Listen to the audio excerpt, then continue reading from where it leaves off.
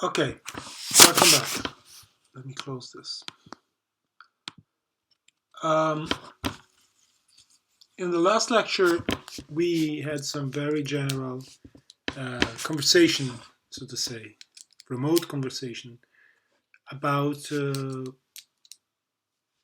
possible risks and notes of cautions concerning perturbation theory in any setting, field theory or whatnot, quantum mechanics or classical mechanics. In this lecture, we will derive perturbation theory in Feynman diagrams from path-integral formulation in configuration space. Normally, people who are coming from a field theory, quantum field theory background have been exposed to Feynman diagram in momentum space. And the reason is that typically a typical prototype of problems where one author resides on perturbation theory is scattering problems. But then in scattering problem, it makes much more sense to use as a unperturbed states plane waves, which are momentum eigenstates, and which are eigenstates of the free theory, and therefore one results into evaluating correlation functions in momentum representation. In this course, we're interested more in position space because that's where typically measure things in statistical mechanics. It's very difficult to measure momenta in statistical mechanics in general. Okay, so rather than being completely general and derive perturbation theory in an abstract and most general possible framework, in this course I'd like to be very specific and hands-on. Because the way you derive perturbation theory is the same for any theory. And so once you understand it for one simple case, then you can repeat it for any theory. So I think it's more illustrative to do it for one specific example than to consider, the most general case. We did something like that when we derived the Langevin equations from the Hamiltonian dynamics by focusing on a specific example. That was sort of convenient to understand when things were becoming with the physical interpretation of anything we were doing. So our specific case is understanding perturbative corrections to, say, a quartic theory, which means a 5 to the 4th type of theory. So we have our usual quadratic Hamiltonian, which we denoted as H naught. But we add on top of that also perturbation, which I would call, let's do it this way, V of phi. And V of phi would be some coupling constant and, say, 4 power of fields. Now, as you noticed, I have a sort of a magic 4 factorial factor here. And the reason is that when you use perturbation theory, as we will soon see, we will typically generate a factorial number of Wick contractions. And therefore, it's convenient to remove it because, if lambda is a dimensionless parameter, as it is for 5 to the 4 theory in 4 dimensions, where typically we are used to in field theory. But anyway, if I can choose lambda to be a small parameter in some sense, see the discussion we had in the last lecture, then if you sum a factorial number of small terms, you might get a large term. So it's important to keep out of the way the fact you have a factorial number of quantity to sum when you consider the coupling. So that's why I already have divided my effective coupling by 4 factorials. That's a standard thing to do. H naught, on the other hand, is the standard Hamiltonian, and in order to be specific, I will consider the same Hamiltonian we looked at for the ferromagnetic case, for the paramagnetic case, or if you want the three-dimensional version, the Klein-Gordon theory, scalar fields. So this is the perturbation. Yeah. And now I go back to a statement that I did some times ago. In field theory, we can do, sorry, in theoretical physics, we rely on two legs, Gaussian integrals and Taylor expansions. And now we want to do Taylor expansion because Gaussian integral we already have used, right? So rather than considering the most general correlation function, let's show the explicit calculation for one specific correlation function, and then by induction, if you want, generalize to endpoint correlation function. So what we want to do is to evaluate the two-point correlation function.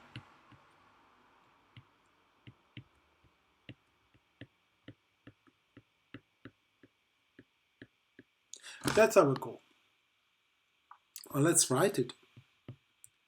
If you look at this guy, this is nothing but e to the minus h naught, e to the minus v. Then I get a phi of x1, phi of x2, and then I get a partition function.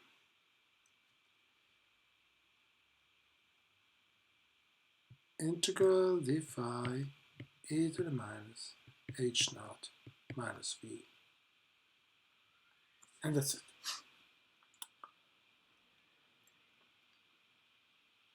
Now,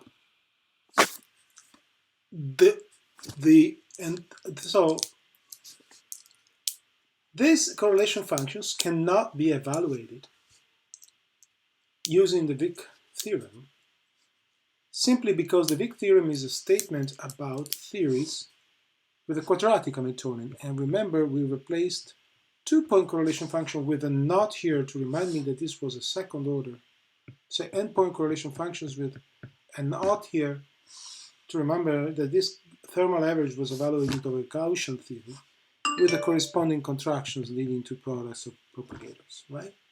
But there's no knot symbol in here because this is not a quadratic Hamiltonian. So we cannot simply go ahead and use Wick theorem. However, we want to experiment on the consequences that assuming that the corrections that are brought in by these interaction terms are small. And how do we do that? But trivially by expanding these exponents in theory series, in Taylor series. So let me go above here, erase my definitions, and continue with the derivation. So if I were to write this, now I'm gonna need two lines here.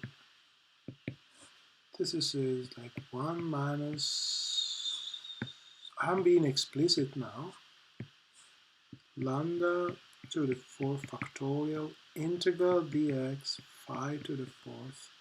And let me use a different name here. Let me call it z. And then I have e to the negative h naught. And downstairs I do the same.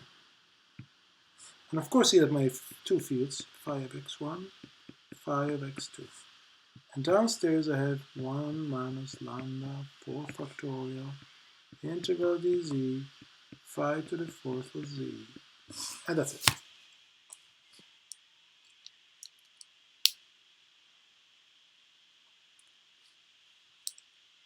Not bad. Okay, so now this is, of course I'm forgetting e to the negative h naught. So the next step in this evaluation consists in introducing, dividing and multiplying all this by the correlation, by the partition function in the free theory.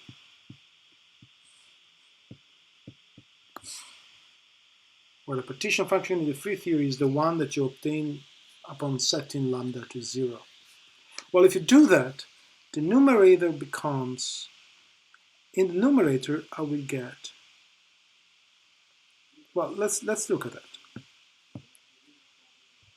In the numerator I will get, well, let's first look at the denominator. The denominator will be, well, I think I can do everything. I think you understand what I say. Let me first look.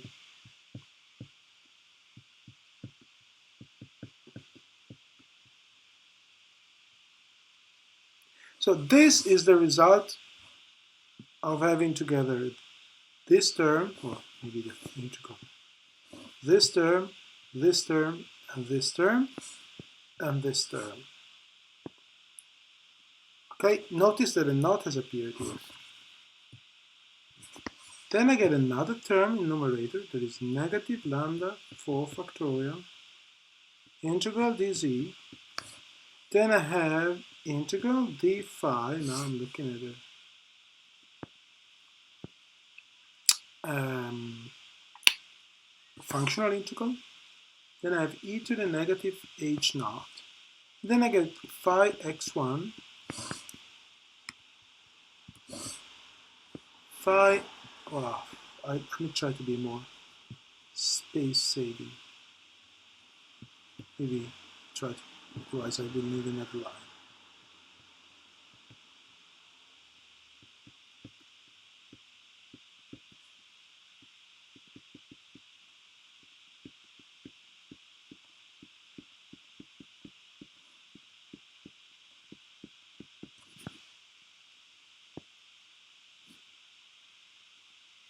And then I should divide by z naught.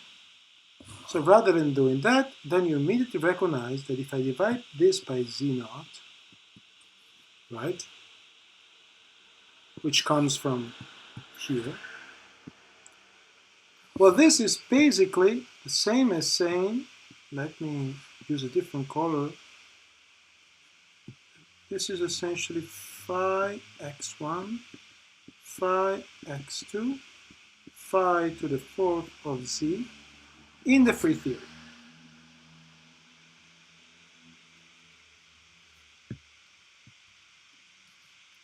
Now let me go back downstairs, and downstairs I get a 1, which comes when I multiply this to this and divide by this, because I get just the definition of the free partition function. So downstairs I get 1, and then I get another perturbative correction,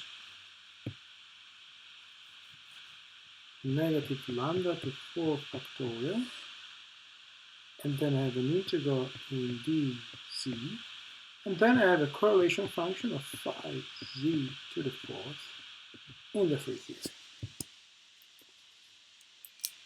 Now let's look at this result. This result is telling us something quite remarkable. I cannot find a way for my face, no big deal. The result of using Taylor expansion has enabled us to reduce a problem which we didn't know how to solve into a collection of problems we know how to solve, because the two-point function is now written as a product, as a ratio of terms which in turn contain only correlation functions in the free theory. Now remember, we know everything we want about the free theory. We can evaluate each and every of these correlation functions as we want. But now, we are not quite done yet.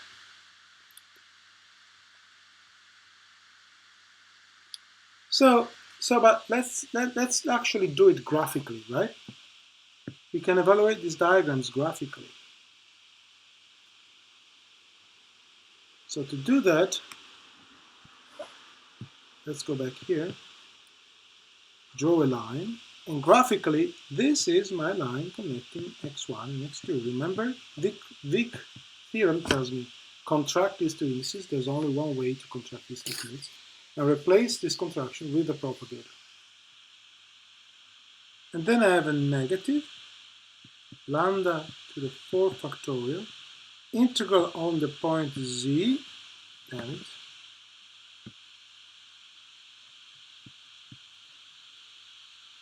then I have to big contract this term. Now I have several options here, because remember there's a certain number of big contractions. Well, the simplest option is one in which I contract these two indices and replace it with a line. So I get x1 and x2.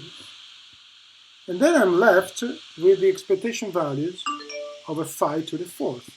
Now, if I want to compute the expectation value phi to the fourth, how many diagrams do I have? Well, first of all, I have four possible options to choose the first field phi. Once I choose the first field phi, I have three options left to choose the second field, and two options phi to choose the last contraction. So, if I choose, you have phi to the fourth, phi, phi, phi, phi. I can move my face again. I have first choices to set the first contraction. So let's say this is 1, 2, 3, 4. So I get x1, x2, then x3, x4 is fixed, right? Then I have phi 1, phi 3,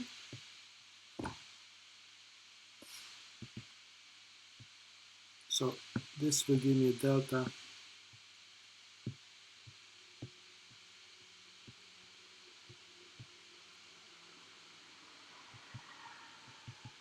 and then the other one is fixed.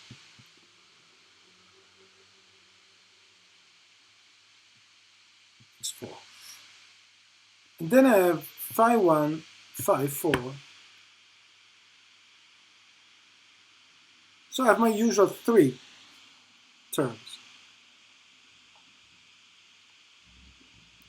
So this case, the first contribution here will give me 3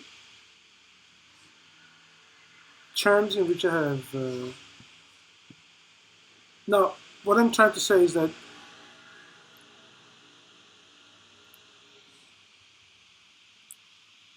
given this choice here, I have 3 different ways to contract all the other indices. Now, all these 4 indices are in the same point, z. So after I listed up all this, I'm supposed to sum them up and set all these points, all 4 points, to the same point z. So I will get a propagator from z to z and a propagator from z to z. In each of these, right? Product of 2 propagators, all going from z to z. So when I draw them as a line, graphically, they will correspond to loops.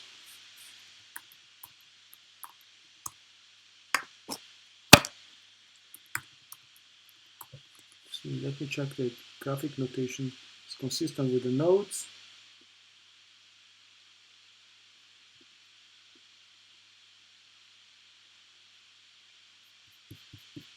The second, one more there.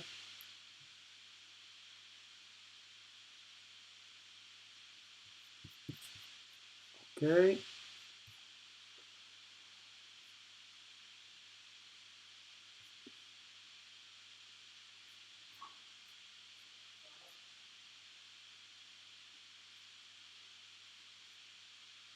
Okay.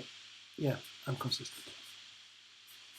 Now, how many of these there are then? There are 3 of them, right? So let me use that.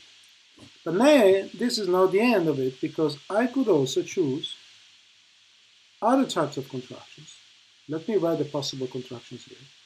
So I have fx1, phi x2, then I have phi z, phi z, phi z, and phi z. I can use different z, z1, z2, z2, and then send all the z to the same z. But let me not do this pedantic thing. I have other contractions, say one in which I do this, and I have 4 choices, because I could contract with this, this, this, or this. So let me say I have a 4 choice. Then I have 3 remaining choices to construct a field with any of these 3. So I get a 3. And the last one will get no other choice. And in each of these cases, I will contract my x1 to a z, my x2 to a z, and then I will get one z with itself.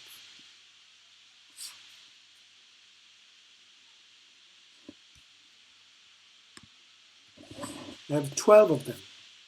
You immediately see why you get a factorial number of things, right? When you make a choice, and then you get the number minus 1 remaining choices at the next round. And my computer is about to shut. Let me look at the denominator before my computer shuts down. In this case, I get 1 negative lambda 4 factorial integral dz. And now I have 4 correlation functions. And now remember, when I have a 4-point correlation function, I have 3 options. So I get a 3 factor downstairs and a loop diagram like this. So look, I want to emphasize, that the same factor here is entering here.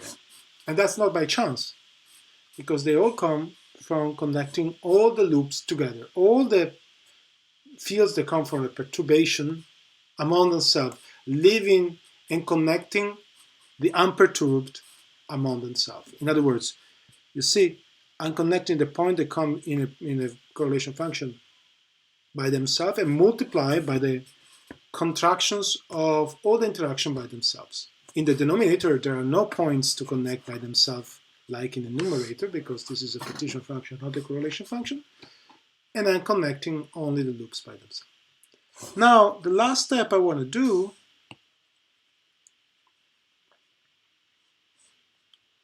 is actually remember that our calculations are supposed to hold at order lambda. So to order lambda, 1 minus lambda and 1 plus lambda are the same up to corrections that are higher order in lambda. So since our theory is correct only up to order lambda, I can actually replace the denominator with a factor in numerator with the opposite sign of the perturbation. So stated differently, I will write x1, x2, negative lambda to the 4 dz.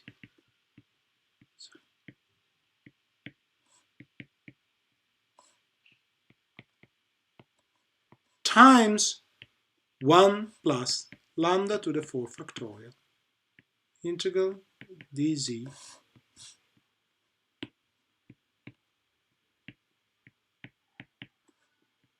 And then I get my 3 times loop diagrams. And this is a times.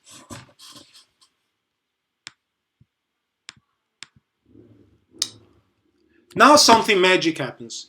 Again, I can multiply this factor to order lambda and forget about all the contractions, all the factors of order lambda squared, because these are corrections that are smaller than our accuracy. So if I multiply this factor and retain only terms to order lambda, you immediately see what you get. You get, when this multiplies this, you get simply, when this one multiplies this term, then you get simply the free correlation function x1, x2. When this multiplies this term, then you get minus lambda to the 4 factorial dz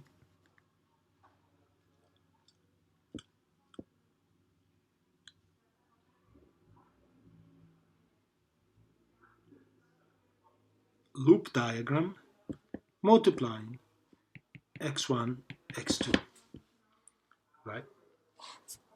Then I have a negative lambda to 4 factorial integral in dz, and I have 3 of them. I have 12 integral dz of diagrams of this type, which come from here when they multiply here.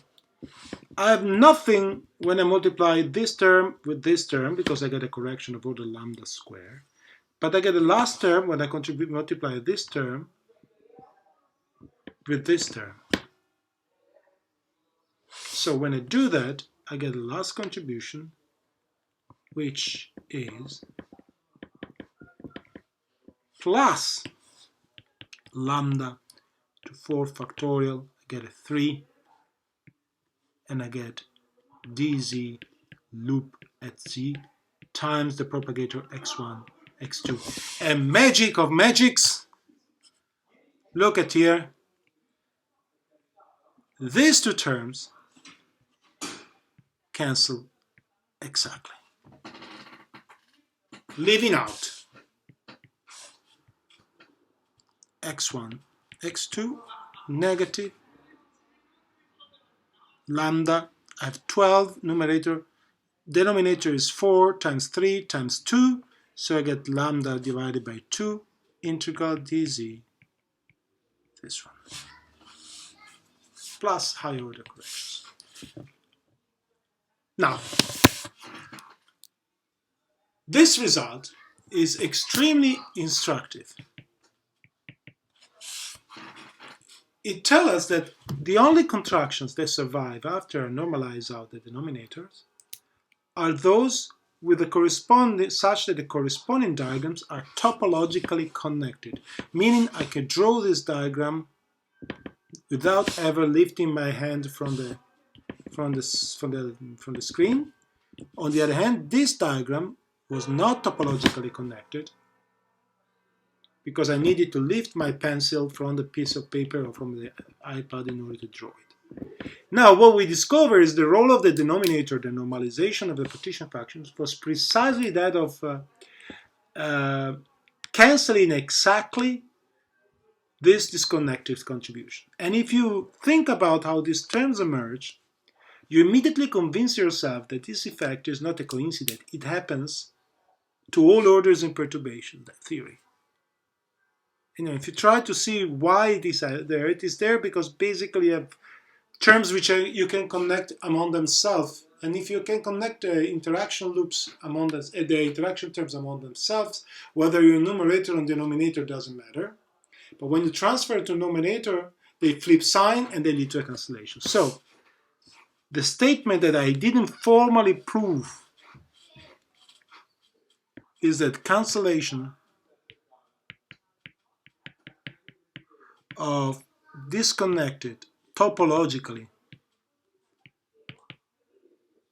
disconnected graphs, diagrams, graphs, occurs order by order in perturbation theory. So to any order, the topological the Feynman diagrams that appear, well, we haven't called it Feynman diagrams, but the diagrams that appear to that order, which are topologically disconnected, appear with a different sign from the numerator and denominator, and therefore always systematically cancel. Which is a remarkable result of, but it does contain physics information. It tells us that basically the normalization of wave function takes care of them. The normalization of a partition function. They don't bring in physics information, they only provide an overall change in the 0-point energy of the free energy. So they only contribute to the vacuum energy. That's what, in quantum field theory, you would say they contribute to the vacuum energy, then you would claim the vacuum energy is not observable. That's the physics in quantum field theory. In thermodynamics, they only contribute to the normalization of the partition function, and the partition function only provides an additive constant to the free energy. So irrelevant from the physics point of view. Okay, we are ready now to state 5. Okay, so we're now ready to define, basically what are known in the literature and in the scientific language in physics as Feynman rules.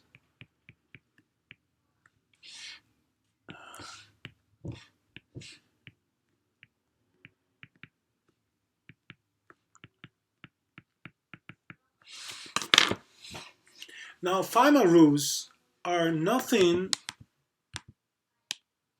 I don't know why there's this little screen keeping there. No idea why there's such a thing. Okay, let's try it again.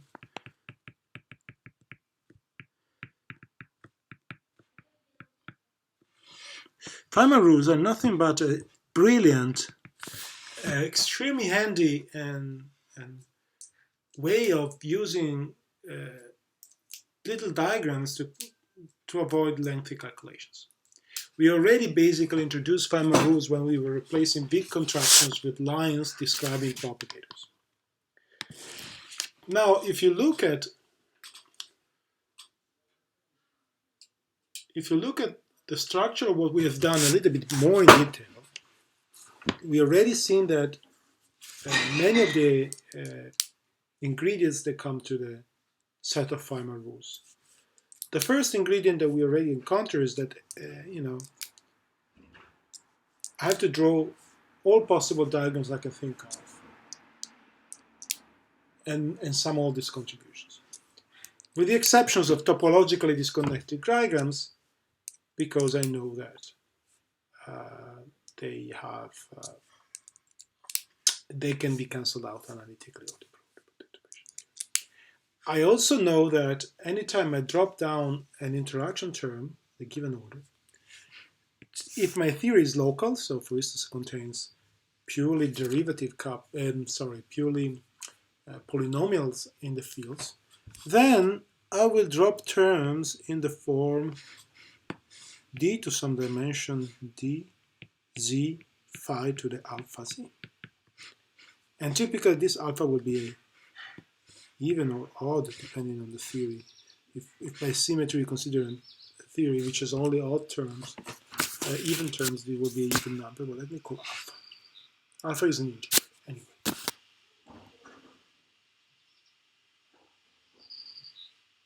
Now, if I have a theory with this structure, then clearly this will give rise to points in which exactly alpha line will be contracted to. Why? Well, remember, in the case of phi to the fourth, I have 4 fields, and I had to attach lines, from each of these 4 fields. Either a line was coming out or was coming in, right? For instance, with x1, I had my phi, and this is one line. Then I had another line going from phi to phi, and I have another line going to phi to x2. So if I have a theory with a vertex alpha, with a power alpha of the fields in the interactions, I will generate diagrams which will contain alpha-legged vertices. Points to draw when I have exactly alpha lines. This interaction point will be associated to a variable that is completely unknown and therefore will be integrated over. So now you see we have an additional point, and is at every order, again, the interactions will come with vertices, and the positions of the vertices will be unknown, and you have to marginalize over them or integrate over them. So, with all this in mind,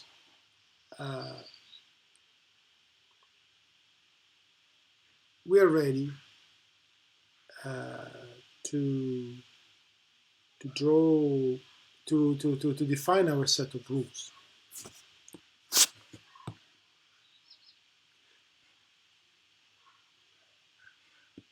So, okay. Rule number 1.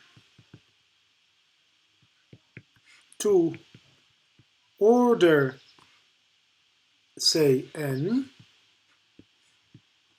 draw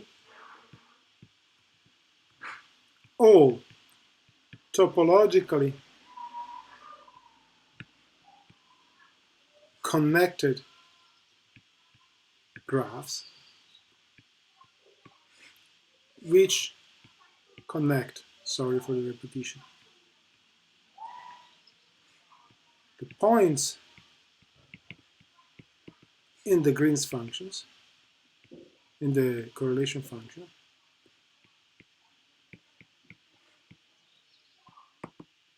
Namely x1 through x2k, right? I have my 2k, I have 2k points in my correlation functions. 2 exactly n vertices. What does it mean? Suppose we want to compute our two-point correlation function, x1, x2. So all I have to is, suppose we want to do this to, say, 0th order. For some reason this doesn't seem to show off. Right. We want to do it to 0th order. Well, we have to draw n equals 0 vertices, right? And I have to draw all topologically connected diagrams connecting this point. That's it.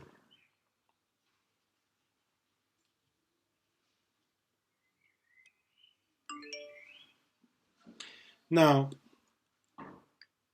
suppose now I want to evaluate this to second order.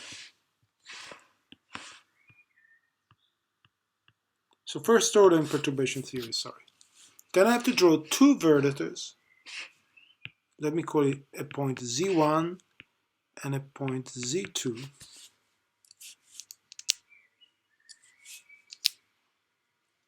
And I have to draw my x1 and x2.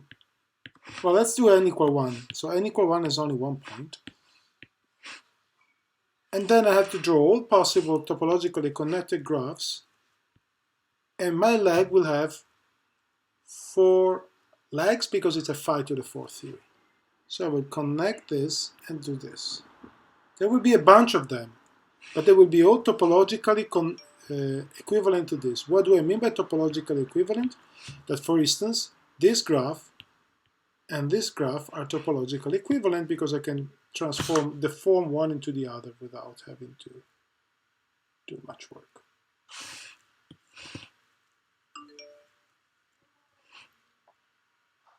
Now suppose I want to go to n equal 2, so lambda square to 4 factorial square order. Well, same rule. First draw your external points, x1, x2. Then draw, in this case, two vertices. And in each vertices you put a different label.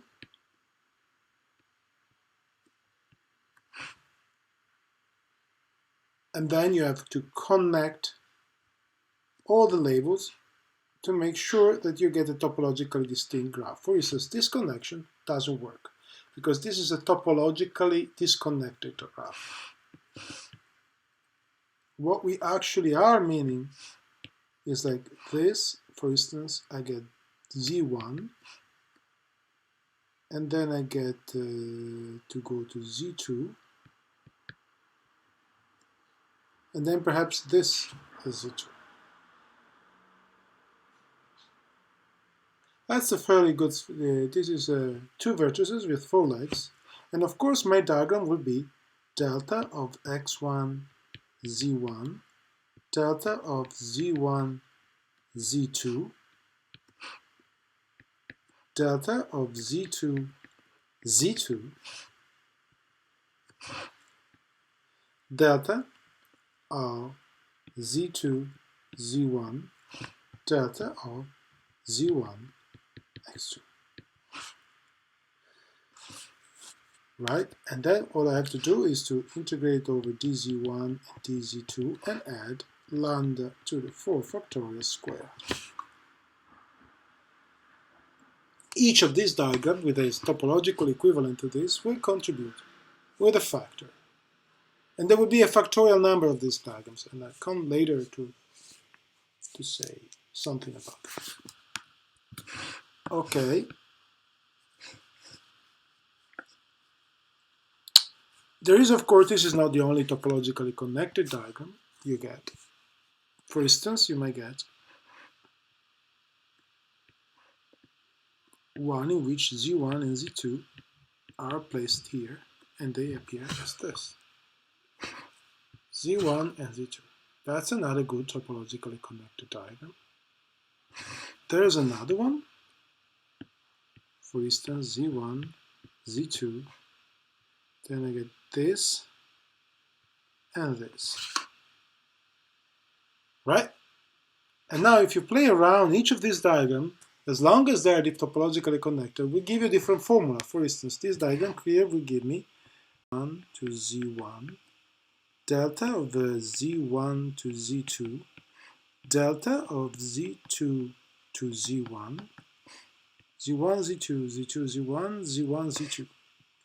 So there will be 3 powers, 3 delta going from here to here, so delta to the third, and then delta to x2, Z2, integrated over Z1 and Z2, and overall lambda to the 4 factorial squared. So you see, it is immediately clear how this rule enables you to compute correlations functions at any order.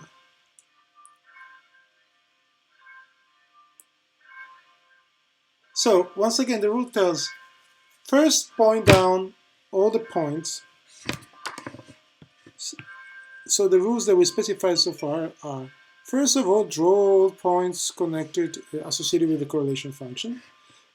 Draw a number of vertices with the right number of legs, depending on the theory you are expanding. Draw as many vertices as the order of perturbation theory you're working on, and connect all these points in a topologically distinct way in order to form topologically connected diagrams.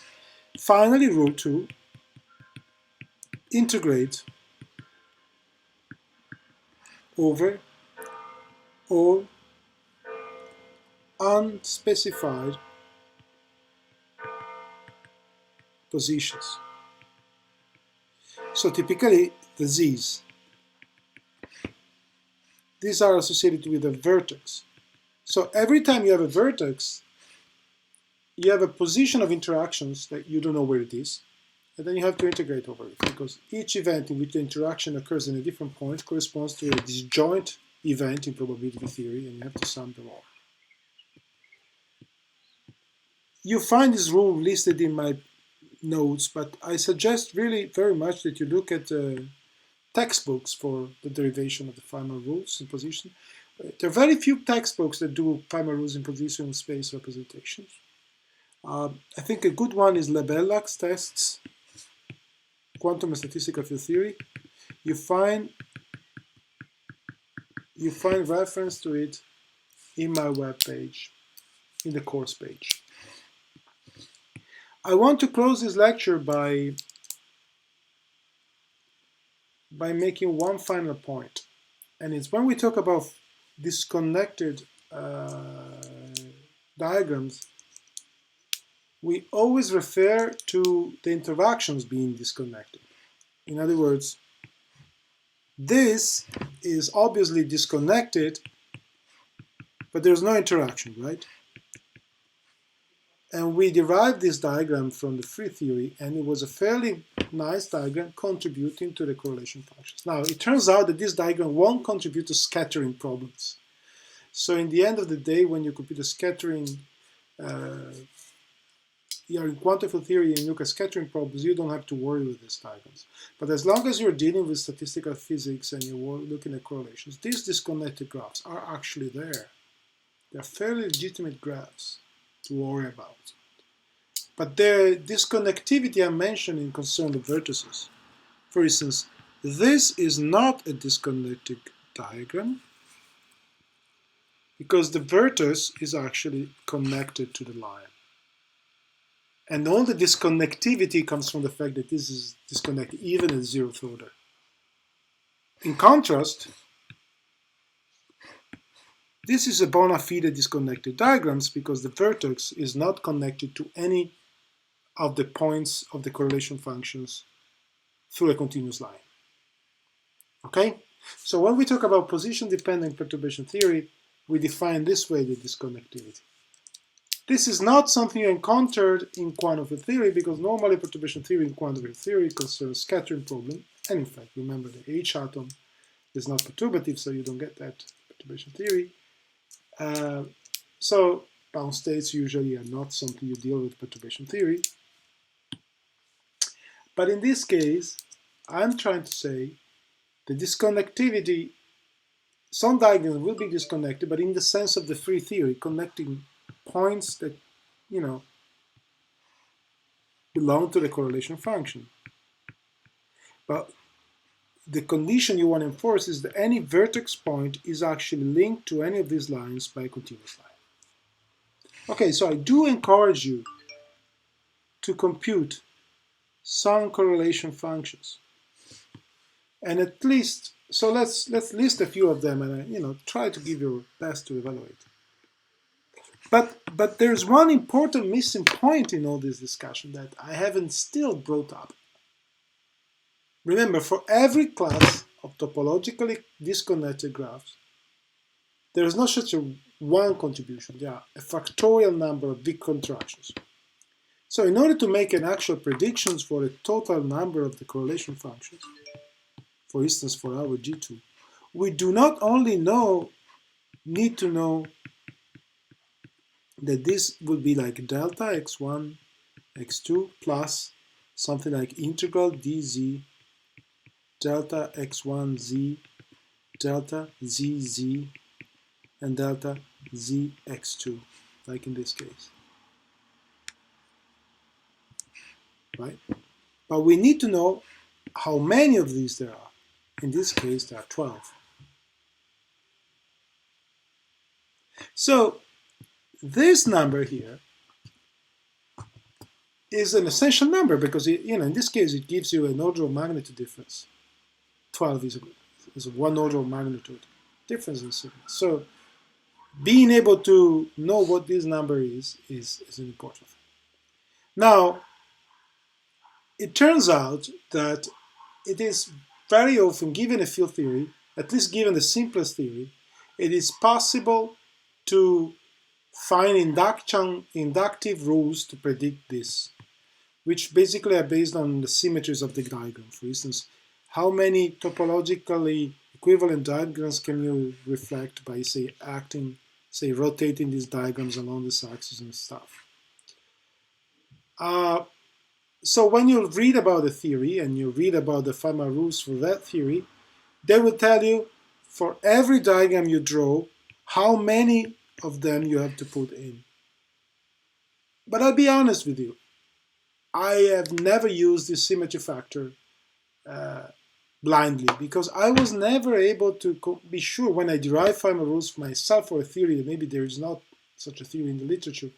I was never sure that I was actually not forgetting some symmetry, and so that the factors that I was computing were not wrong. So the way I do it is to go through the exercise we did this in class by including all the contractions and just count. It's probably not the smartest way to do that, but either somebody tells you exactly what the symmetry factors are, or guessing the symmetry factors for a new theory is sort of something I don't trust myself doing. Maybe you are. So the Feynman rules are basically three. So rule 3, add symmetry factors, appropriate.